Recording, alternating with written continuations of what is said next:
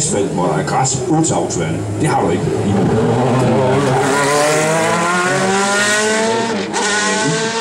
At der er lidt mere afstand til betonen, eller mellem betonen og bilen.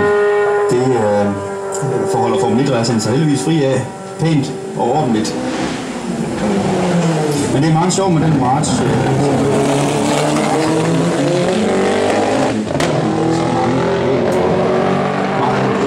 Det var et team, som per definition var underfinansieret, eller måske nærmest ufinansieret, og var jo egentlig kendt for at lave tingene i sidste øjeblik ud af, hvad de ellers fisker op af skraldespandene.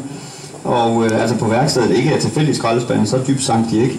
Men March er sådan et team, som har været kendt for at bygge et chassis ud af 6 kasserede chassiser, for eksempel. Ved rå svejsekraft, så har de så fået sådan noget op i stand og til at køre Formel 1. Ja, men de var jo så også hurtigt til